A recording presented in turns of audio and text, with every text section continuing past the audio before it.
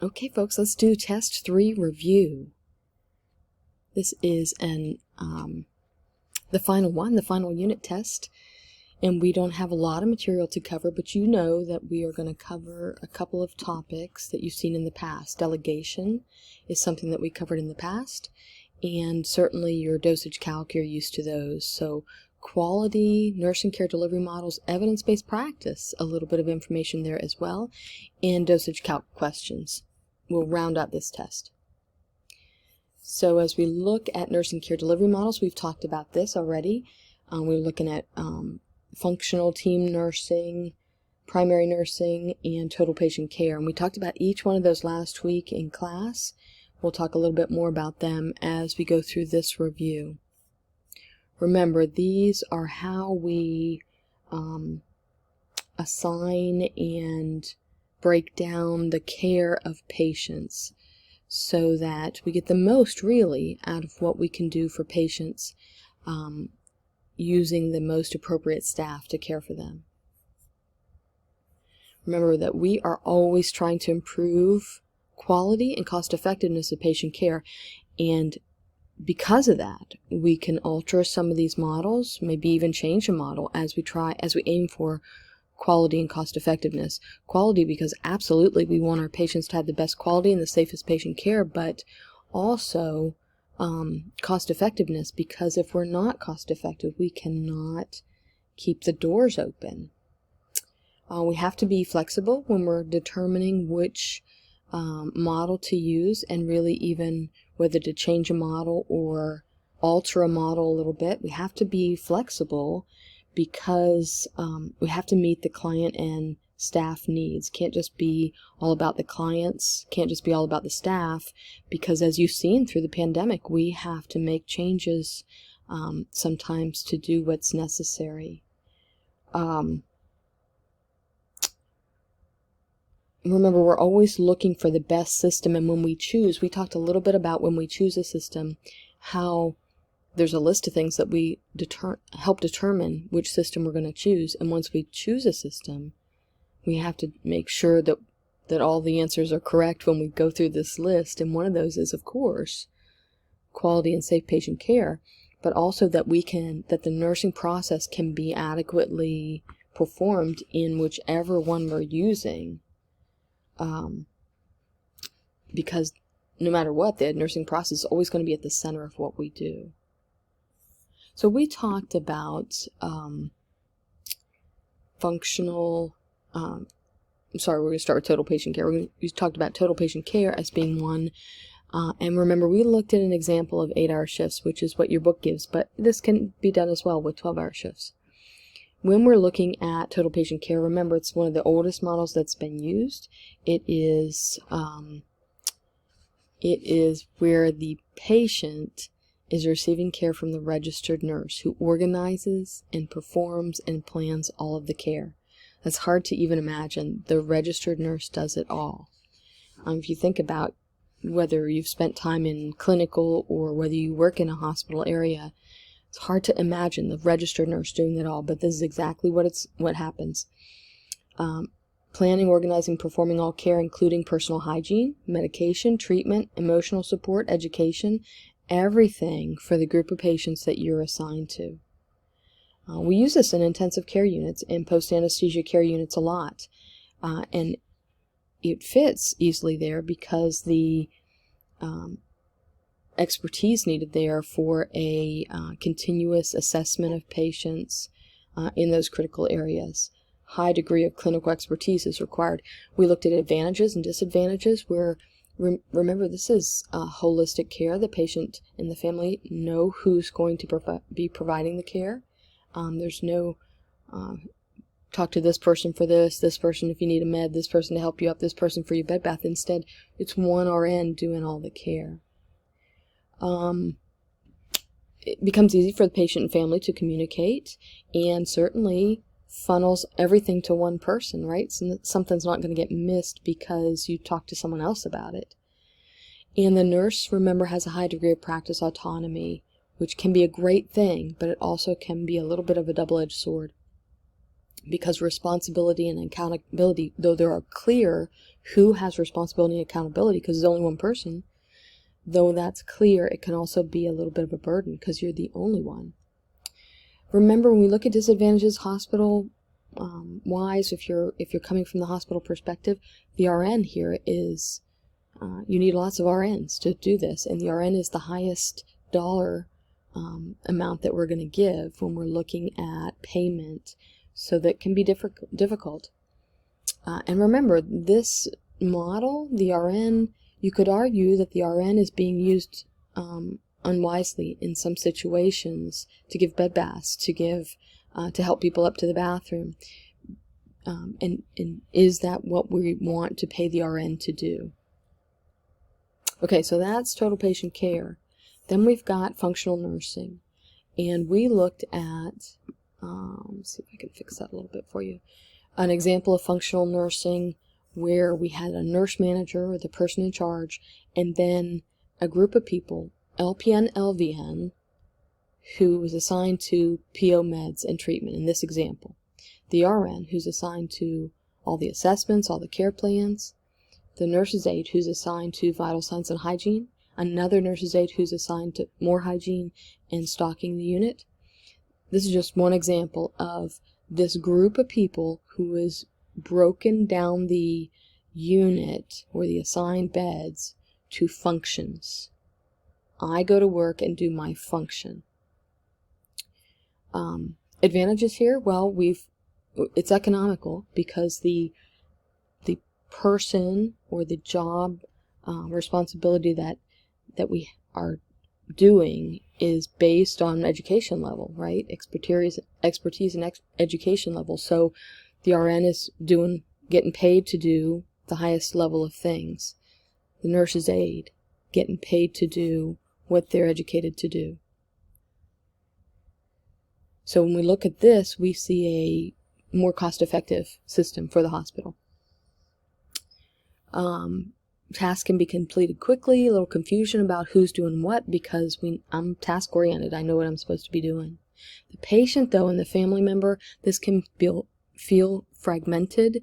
You could get confusion on the part of the patient and family members.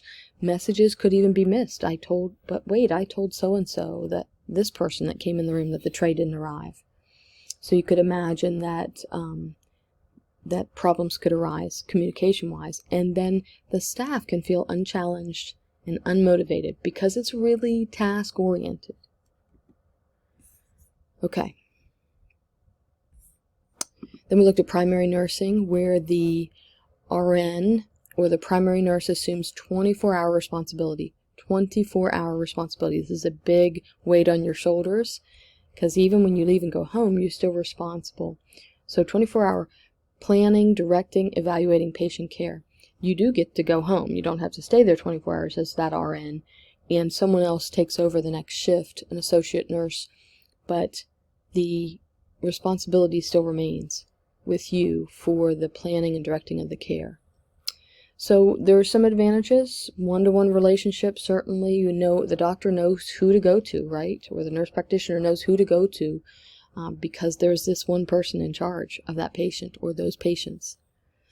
High degree of autonomy. Can you imagine? You start to make a name for yourself. Here's what that person is capable of. Here's their knowledge level, because you're stepped up into a big role here. You're going to feel challenged and rewarded in your job, but it also could be a little much, right? Especially for our younger nurses, younger in the sense of not a lot of practice time. Disadvantages, the nurse is required to practice with that high degree of responsibility and autonomy again. Primary nurse must have high level of clinical judgment. The RN may not want that 24-hour responsibility, and the number of nurses required can be difficult to recruit and costly. And you don't just need RNs, you need experienced RNs. Team nursing, well, we looked at team nursing, which is separating groups into a team of players that really work together. This is not the same as functional, where you have a function that you're going to perform, but instead a team where we work together, make decisions together about the patients we're caring for. So you can see the example. We might have an RN team leader, an RN, an LPN, or more LPNs, nursing assistants on one team, and there will be multiple teams. Advantages, well, we've got high quality, safe, and effective nursing care with a high proportion of support staff, so it's not just RNs. We've got lots of other people on the team. They participate in decision making, and this is probably the only area that you're going to talk about that for. And disadvantages, continuity of care can suffer with varying assignments by different caregivers. So it could get a little messy as the team breaks things down. The team leader may not have the leadership skills needed. Remember, you need a highly capable RN team leader on each team, and we just might not have that. We see a lot of turnover, a lot of nurses with less than a year experience, and so in the leadership role, and so that could be a problem. And insufficient time for planning. If we don't have enough time to plan, or communication starts to fall apart, then this turns into functional nursing. And we could see a morphed version of this in pod nursing, which is smaller teams in a designated area. I love pod nursing. I've seen it work so well. We talked about philosophy being the, just not sure if I can get that fixed a little for you. There you go. Philosophy, as in this is not a form of model of nursing, but instead a philosophy of patient-centered care. When we talk about patient-centered care, we looked at the IOM's definition, saying that providing care that is respectful of, responsive to individual patient preferences, needs, and values, and ensures the patient values guide the clinical decisions. Really, it's making the patient the center of what we do, and you can use this philosophy with every one of the models we talked about. You can use it with any model you talk about, even if you're talking about a model not on our list of 4. The patient being the center. Not we're going to tell the patient what we've decided the care plan goals are, but the patient is going to help us decide what the goals for their care and their hospital stay are. They need to be the center of developing care plans and discharge plans. That means you can't just do a checklist. Discharge instructions on day 3, injection instruction on day 2. It's got to be patient-centered. And make them part of shift change. Make them part of handoff reports. Make the patient and the family the center. So we talked about patient-centered care, center on the patient, involve them in care, meet their needs, obtain feedback, and part of the way we do this is through patient satisfaction surveys like HCAHPS. We talked about case management model of care, and remember, this is not a separate model, but augments what we've talked about already. So you could take case management and add it or overlay it on top of anything we've already talked about. Case managers can be nurses, or they can be social workers. And so your case manager, if they're a nurse, that doesn't mean they're going to go provide nursing care to the patient. It means they are going to manage the care of that patient and the resources available to that patient across hospital stays. And it might even mean across the continuum of all of their stays. Say, for example, they had a stroke, they went to the acute care hospital, they discharged there to an inpatient psych, inpatient rehab, and then they went to home health care. The case management model can travel across that whole continuity of care, continuum of care with them. And you might hear terms like patient navigators or transitional care used for slightly different formats of this, but still the same thing. Remember, we talked about the fact that if you're choosing a nursing care delivery model, you want to make sure patient safety is ensured, it's cost effective, we're looking at outcomes, we've got patient satisfaction in mind, patient-centered care is being provided with significant involvement of the patient and his or her family or significant others. Nurses, physicians, and other healthcare team members are satisfied with the safety and quality offered.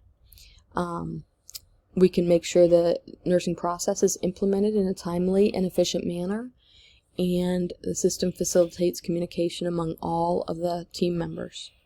All those things are important when we're looking at which nursing care delivery model we're going to use.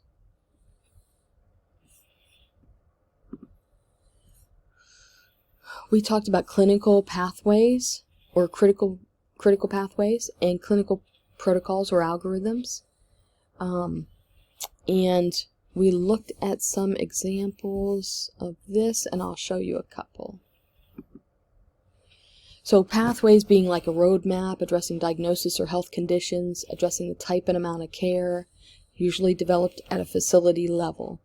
And guidelines being broader decision making to perform procedure or service, and we'll look at examples. So clinical pathway, components might be physical assessment guidelines, lab or diagnostic tests, medications, safety and self-care activities, nutrition requirements, discharge planning. Here is an example of a clinical pathway for children with asthma. And you can see it's very specific. It tells you at each stage, if we're triaging, if this happens, here's what we do next. If we have this, if we're at this level, here's what we do next. And that includes the medications. So it's kind of a map to take you through the plan of care that's been developed at the facility for this issue.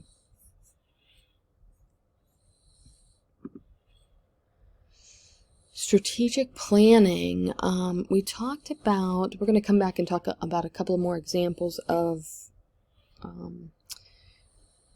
types of models of patient care at the end.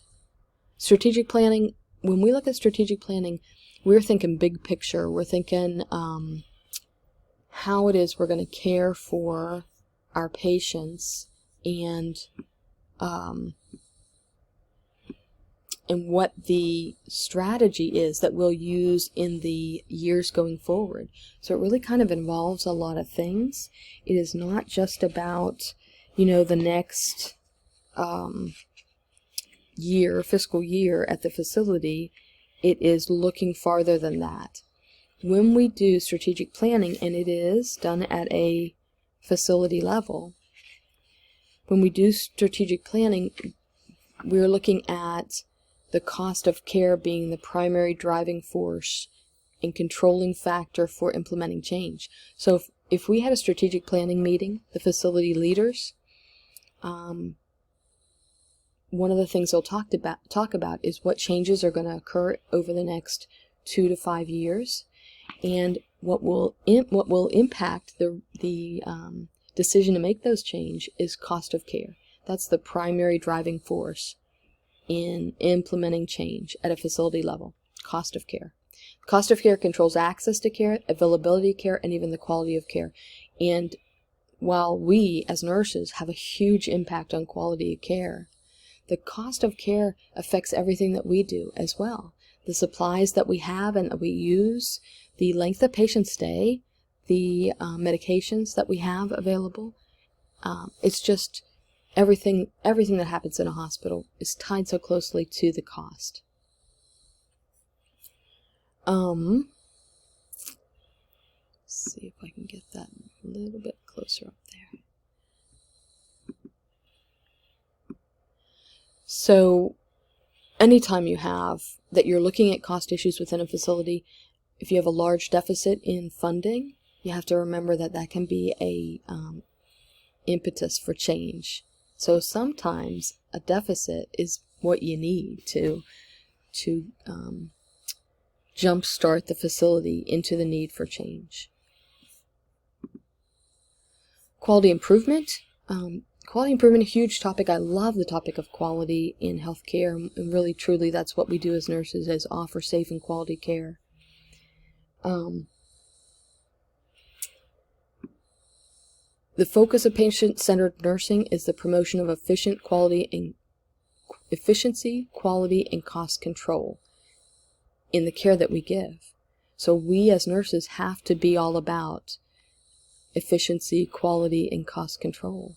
If we're not, then eventually the hospital will end up having funding deficits and potentially close their doors, which won't help our patients at all. Reducing distraction during medication administration is just an example of how we can impact the quality of patient care. Promoting efficiency, quality, and cost control, because if we allow distractions during med pass, and we know that that is the cause of many medication errors, then we are detracting from the quality of care and the safety of care we give our patients. So as nurses, there are different things that we can do to increase the focus of staff members who are giving medications. You might have a medication room, you might have a medication safety area or a medication lane, where once a nurse is in that lane or that room or that box, staff members are not to interrupt them, go to them with questions, because they're busy focusing on medication passing. Some good research being done about that. The nurse manager is situated on the front lines, so the nurse manager kind of gets to see both worlds. They're on the front lines, but they're also responsible to upper management. The manager can support the staff, at the same time represent the staff to management, be the voice of both, really. The manager has got to come back from that, from those meetings, from that leadership next level, really, and come back and explain to the staff how we fit in. How does this unit fit into the strategy of the facility? And then what's the reason that we need to make a change based on what the leadership is telling us, and how does it work for our unit? How do we fit into that? Your most important role of the nurse manager is ensuring client care about accountability, because at the unit level, that's what we're doing, is providing hands-on patient care. And so as a nurse manager, your job is to make sure hands-on patient care is, that we're accountable to that, safe and quality hands-on patient care. Joint Commission establishes standards to improve quality of care, helping us to standardize the measures in which safety in hospitals is gauged. So and certainly Joint Commission, not the only regulatory body, but they come in and they assess our hospitals and they help us meet and exceed the standards for patient care. Those elements of performance that Joint Commission has, so many of them, books full of them. They help hold us to those, and those are helping us perform safe and quality patient care. Quality management, what we do in quality is really about benchmarking outcome data and comparing it with similar organizations. Benchmarking is taking our data, measuring it in a quantitative way, and comparing it to like organizations, not to our own self, because we do different things in our different units, the med-surg unit and the operating room and the emergency department. Well, we only have one emergency room in our hospital, so we're not benchmarking to compare ourselves to ourselves, but benchmarking to compare ourselves to like organizations, so that we can see how organizations who are like us, with strengths and similarities, characteristics that make them like us, how they stack up with strengths, weaknesses, outcome measures, measurable outcomes for our patients. Overall focus of quality management is on preventing problems, improving the quality of care, preventing things like falls, length of stay decrease, increasing patient satisfaction scores, so that we can find measurable ways to prove that we're performing safe and quality patient care. Nurse managers can decrease risk by investigating complaints, and as a nurse manager, you will have plenty of complaints to investigate. The nurse manager can discuss the improvement of client care across disciplines. Remember that as a nurse manager, you not only work with nurses, but you work across those disciplines to improve outcomes. And certainly, as nurse managers, one of your biggest roles is helping to make care more efficient. Even that example of improving med passing, the safety of med passing, is a way to make things more efficient. Keeping staff members on task, helping the staff members see what the outcome measures are and where we stand with them.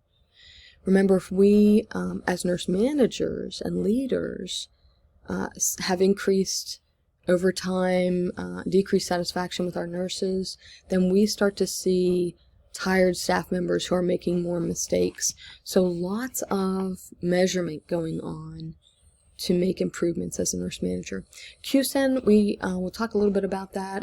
It's Quality and Safety Education in Nursing is what it stands for, and they give us It's an organization that's giving us competencies. They help us to see ways to improve safe and quality patient care. And they've developed these 6 competencies that they believe that we need to be outstanding at: patient-centered care, teamwork and collaboration, evidence-based practice, quality improvement, safety, and informatics. And they have a website. You can go to the website and see a module for each one of those competencies, and how as a nurse leader we can bring that back to our staff members and improve care through them. National Database of Quality Indicators is unique as it's a national nursing database. Allows hospitals to compare measures of nursing quality against national, regional, and state norms for units or hospitals. We might be looking at staff mix, pressure ulcers or pressure injuries, patient falls, measures that nurses are involved in. When we touch a patient, when we have an outcome, it's something that we are impacting in some way. And so this national database is a way for us to see and compare ourselves across organizations. And by the way, there's tons of, I know this is a test review, but there are tons of great ways to see the quality and safety of hospitals. Many hospitals have their own webpage that tells great statistics about the hospital. Joint Commission, if you're a facility that is Joint Commission accredited, then Joint Commission has a quality page where you can go and look up, civilians, go and look up the quality measures for that hospital. There's great stuff out there. Okay, so quality improvement, the cornerstones of quality improvement: quality, scientific approach, all one team, 3 of the main topics that your textbook talks about. So,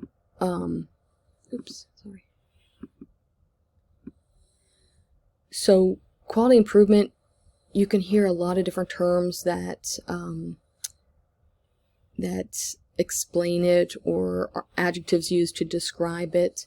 Really, quality improvement is just that: improving the quality and safety of our patient care. The customer determines quality based on his or her unique perception of high quality. When we talk about quality, we're looking at the customer's perspective, has to be considered, and the entire hospital experience impacts that quality. So it's not just the admissions clerk, it's not just the surgeon that takes care of the patient. And let me tell you, the face of the customer experience is typically the nursing care experienced by the patient. Scientific approach emphasizes significant improvements that have to be based on sound quality data and research. And so the nurses and the people managing the processes have to have a clear understanding of the nature and the variations in the processes. When we look at errors or something that deviates from our usual standard process, we have to know what the variation is. For example, if we're talking about a medication error in giving a thrombolytic, then we have to know what the typical process for giving a thrombolytic is. And so there has to be policy and procedure on how to do that, or a clinical practice guideline on how it's done. And then if we've had an error there, then we're going to go back and look at, well, what was the process variation in the error? We do this a lot of times with things like root cause analysis, where we've had a major issue in the hospital, even a patient death, and we go back and look at every detail of it, looking at the process variations that occurred. And when we do look at process variations, we're looking to determine whether it's a common process variation or a special cause variation, with common variations being those typical things that we typically see as variations. For example, a missed medication. Well, what happened to cause that missed variation? Well, the Omnicell or whatever device you're using to stock your medication did not come back online and report to the pharmacy that there was a drug missing. That could be a common variation. Or a special cause variation, something that's out of the norm, that isn't something that typically happens, might be the cause of the process variation. like a fall on a wet floor. We wouldn't expect that to be a typical issue, but it might have happened because we had, here in Columbia, South Carolina, where we had floods that could have caused a wet floor in a fall. Special cause variation. Understanding the differences and how the steps in the process need to be accomplished and the variables that affect each step has to be done so that we can know what is a variation and what's not a variation, what's supposed to be in the process and what's not supposed to be in the process, and what's common and what's special cause. So those special cause variations, uncommon variations, they're unstable or unpredictable. And then all one team. When we're talking about believing in people, this is quality improvement. This is treating everybody in the workplace with dignity, trust, and respect, expecting people are going to fulfill the mission and the vision of the facility, working towards win-win situations for everybody that's involved.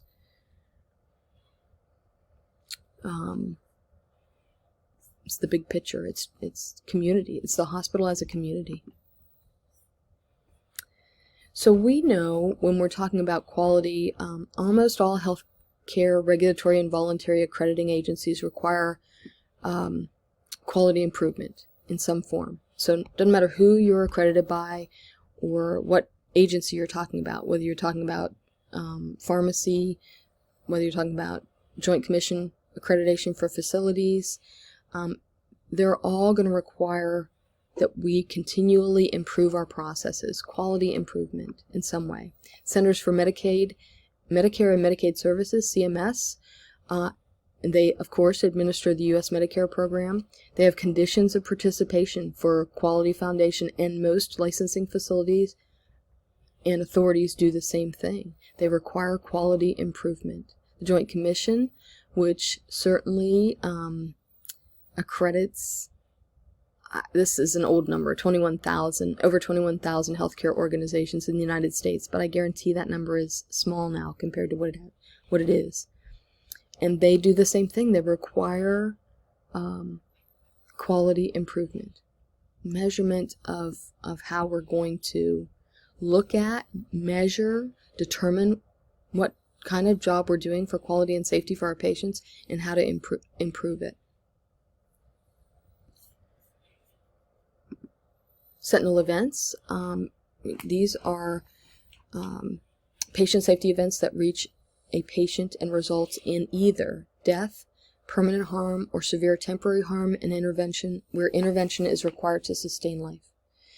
An event can also be considered sentinel event if the outcome was not death, permanent harm, severe temporary harm, and intervention was required to sustain life. So there's some, if this, it's still considered this. The definition is not a sure and fast. You've got to have death. You've got to have permanent harm or severe temporary harm with intervention needed to sustain life. There's a few other issues, but those are the biggies for sentinel events. Sentinel events, we don't want them, right? They cause a lot of issues, and it means that a patient has come to harm. Quality tools, and I put this slide in here to help you see the difference between a failure mode effects analysis and a root cause analysis. While this is an extra slide, it does help you see the difference between the two, and those two, root cause analysis and failure mode effects analysis, are in the textbook. So I love to tell people the failure mode effects analysis is looking at an issue before it becomes an issue. It is looking at a process in advance of having bad outcomes and trying to make the process as good as it can be. It's proactive, it's forward-looking, it's trying to determine what could go wrong, and it's regularly required. Joint Commission says we have to do every 18 months a failure mode effects analysis. Root cause analysis, on the other hand, is it's a look back. It's a reactive approach saying we had a bad outcome, now let's look at it and see why. Backward looking, it's what happened and why, not who. It's not about who did this, but what happened. What were the process variations and how do we fix it? And it is required in certain instances, especially when there's a sentinel event. Patient safety. We talk a lot about quality improvement, and sometimes we forget about safety. Safety includes things like sentinel event standards.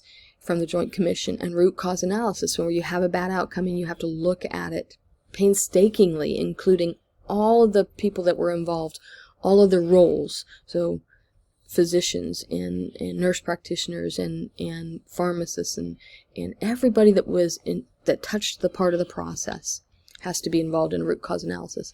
National patient safety goals. These are Joint Commission driven. They give us a list of national patient safety goals, and they make us implement them in facilities. And the list can change. It does change. The emphasis on some of them can change. Every couple of years, the Joint Commission changes up something to give us a new focus on what's an issue right now. For example, patient identification, effective communication, medication safety, timeouts. Those are all examples of national patient safety goals. And never events. Never events are things that should never be allowed to happen. They should never happen because we should be good enough at our job through quality and safety measures that this should never happen. An example of a never event is wrong site surgery or mismatched blood transfusions, both of which are still happening today.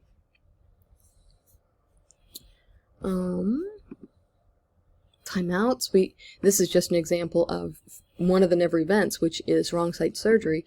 Timeouts are a method that was implemented to try and reduce wrong site surgeries. It's a process in the operating room for stopping. We're taking a timeout. Everyone is stopping what they're doing, even including the busy doctor, the busy anesthesiologist, all the nurse. Everyone stops, and we go through a checklist of all the things that are about to happen to this patient, where the surgery is going to be, who the patient is, all of those things. Imagine the issues we might take on: patient safety, medication errors, patient falls, retention, huge list of quality improvement processes that we could, and safety issues that we could take on to implement and improve quality in the hospital. We talked about Focus PDCA as a method to improve quality in hospitals. Joint Commission loves to say, what is your process for improving quality? What method do you use? What process? What framework are you using for quality improvement? And it means how will you talk someone through a process improvement in the hospital? Many facilities use Focus PDCA as that method, and this is an example, and it's a little blurry, I'm sorry to say, but this is an example of one method that your textbook talks about, Focus PDCA, and it means we're going to ask a couple of big questions. What are we trying to accomplish with this improvement? How will we know that a change is an improvement? What are we going to measure? And what changes can we make that will result in the improvement? And then we take those answers and we put it through PDCA, Plan, Do, Check, and Act. Planning is developing the action plan, where based on those three questions we already asked, about how we're going to implement a change in the process.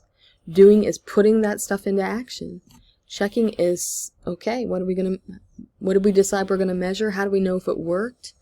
And then acting is saying, okay, this either worked great and we're going to implement it, make it a hard process, change our policies, or we need to keep tweaking. It's kind of like a roadmap for how to implement quality improvement.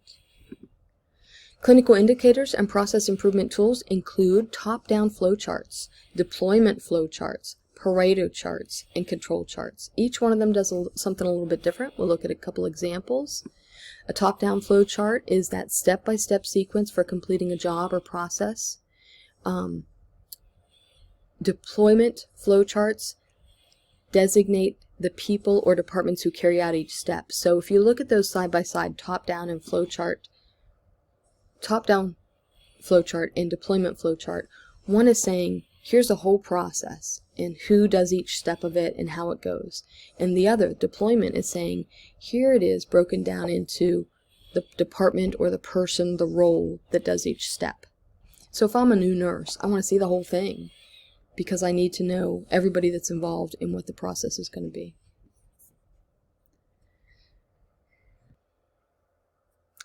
Then we talk about Pareto charts, which are really bar graphs. We'll see some examples of that.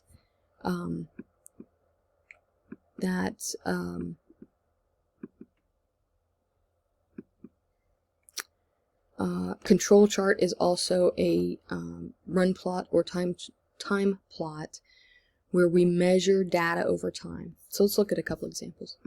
Here's that top-down flow chart where we're looking at a process and we're saying, okay, medication administration or whatever it is, what's every part of it and who does? All of it, the whole picture goes into this top-down flow chart. Then the deployment flow chart is, okay, well the physician gets this part of it, the clinical unit does this part of it, the pharmacy does this part of it. So it divides it out in departments or roles. The Pareto chart, here's an example of a Pareto chart, which is a bar graph with the height of the bars telling us the frequency with which the event occurs or the effect events have on a process problem. The Pareto charts are bar graphs that show causes really contributing to a problem. These should be organized in such a way that the highest comes first, and they're placed in that order of most frequent. So if my first glance tells me the biggest problem. Mislabeled, in this example, mislabeled solutions happen in the most. And then we looked at the Pareto chart example with the 80-20 rule, where the biggest problems take up 80% of the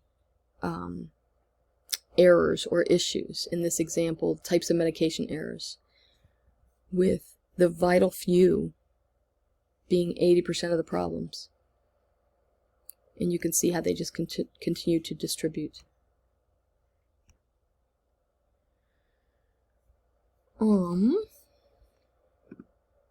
Cause and effect diagram. This is a fishbone diagram.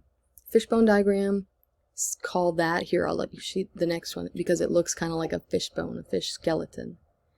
And it's a way of documenting what led to possible causes of the effect over here, mislabeled IV solutions. This is what we ended with, but how did we get there? And then we put those into boxes so we can look more closely at them. So here are the potential causes of this effect. And you see the same here with a delay from check-in to provider page, and what are the possible causes of that delay. It's a way of lining out a process and looking closely at it. And here's a run chart. We talked about run charts, measuring data over time to evaluate patterns in process variation. And you can see how easy this is to look at. You see a nice line diagram that is telling us the story in numbers over time. The control chart is a run chart that has a center line and added statistical control limits. So this is a run chart, and a control chart, I think I'll show you a picture of next, that adds a center line and statistical controls. Control chart is basically a run chart with those control limits added, and a run plot or time plot graphs data in time order to identify changes that occur over time. So I might be looking at number of admissions or number of falls, and I'm looking at how that varies over time. Here's an example of a run chart where we have added that center line, right? Length of stay we're looking at here.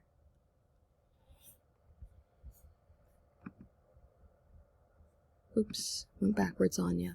This is just a chart I put in that is a little more clear view of the PDCA.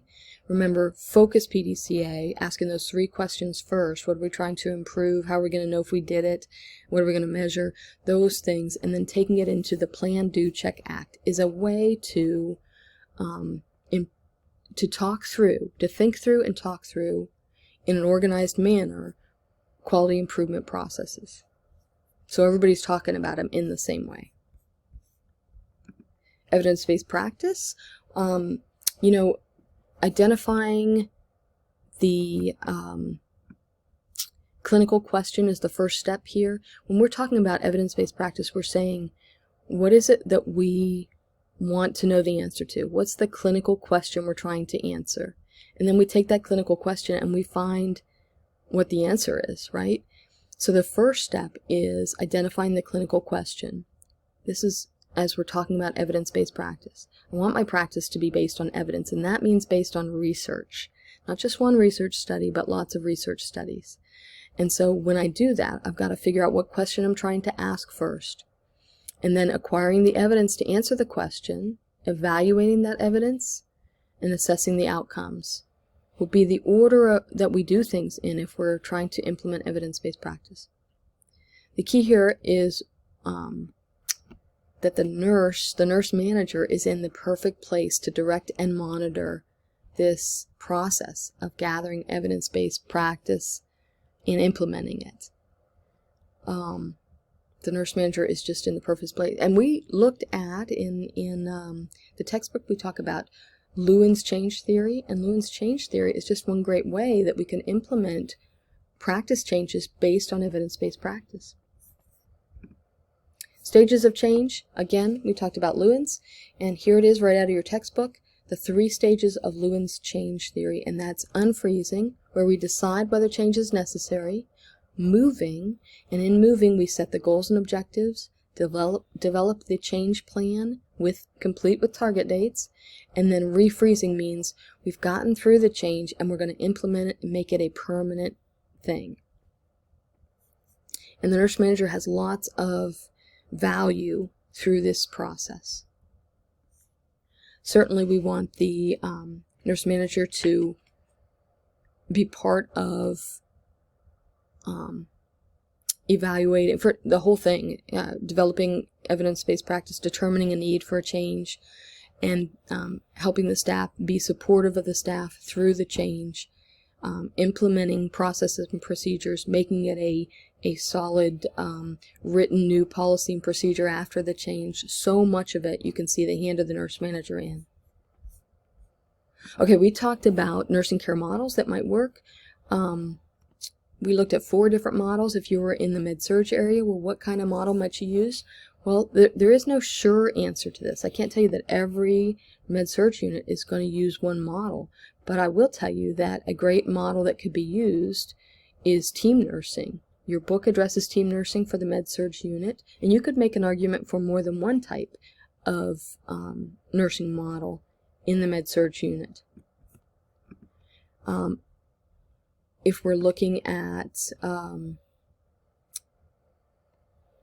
something like this, this is a rehab facility picture. Primary nursing, team nursing, even pod nursing or functional nursing could work easily here, augmented by the case manager role. In the ER, we certainly have seen great use of the functional nursing model, because there's an emphasis on assessment and immediate treatment in the emergency room. And ICU, well, the oldest method of organizing care, total patient care, is frequently seen here. Continuous assessment skills of the RN. We looked also at delegation. Remember, don't forget your delegation for this last test. I know that we tested it already, but delegation and assignment is important. Versus assignment is important, and delegation is important for you not just here but in the HESI as well, and onto the NCLEX. Remember the rights of delegation, the right task, the right circumstances, the right person, the right direction and communication, the right supervision and evaluation. We talked about the fact that assignment is can occur even the shift before you could make the assignments for you. That is not done prior to assessing patients, but delegation can only be done after the patients are assessed by the person who's delegating. We know that delegation, when it's effective, benefits everybody, gives us higher client satisfaction, and nursing care and management want that higher client satisfaction.